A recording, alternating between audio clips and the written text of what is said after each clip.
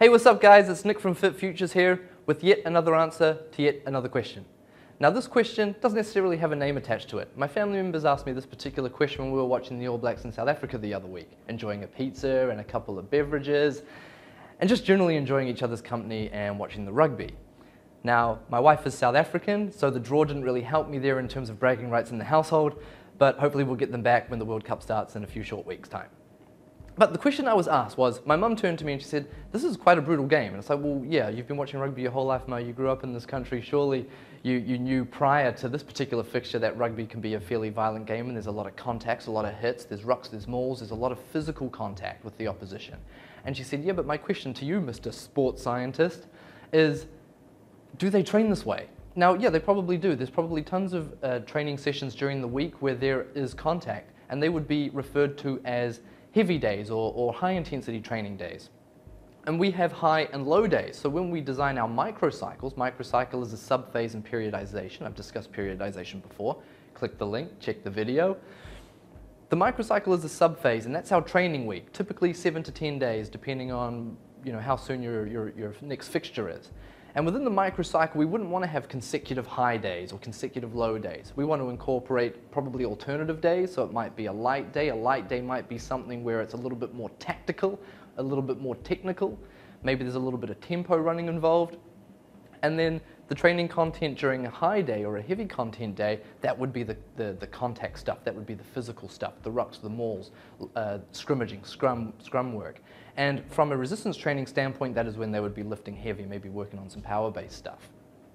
But you'd want to alternate the days so that, remember we also spoke about the gas principle recently, so that we're not necessarily throwing a stimulus at the individuals involved in the training sessions that can lead them towards overtraining and burnout and all that kind of stuff, and injuries and all the stuff that we don't want. So I said to my mum, well, we would probably alternate training days. But then last week I came across a research article in the European Journal of Sports Sciences that actually looked into the effects of contact, physical contact, on markers of fatigue. So they looked at heart rate, they looked at session RPE, that just means how intense the individual perceived the training session to be. They looked at markers like creatine kinase, which is a physiological marker of fatigue, and they looked at neuromuscular function. They looked at training sessions that both included and training sessions that excluded physical contact, and it was on rugby players.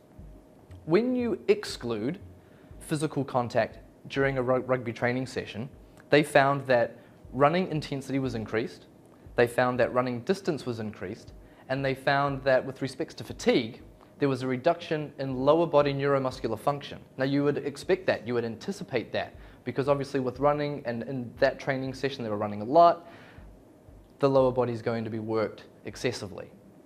Now on the flip side, during the contact heavy sessions, when they included physical contact in training, so they were working on tackling and whatever else, hit-ups and what have you, they found that heart rate was increased, session RPE was increased, so they found or perceived the training session to be harder. The individual's well-being was also perceptually increased, which means that psychologically they felt like it was just a more demanding training session. And then physiologically, markers of fatigue like creatine kinase were increased, and upper body neuromuscular function was decreased, which again makes sense considering that they're using the upper body to tackle and to hit the ball up. So it does have an effect on fatigue, which is why we don't have those sessions back to back. Mum, I hope that answered your question. So guys, check the link if you want to follow up on periodization and the gas principle. We've had previous videos where we've answered questions on those. Check those out. Otherwise, keep an eye out for more content, because as always, plenty more where that came from. And until next time guys, keep well and go the ABs.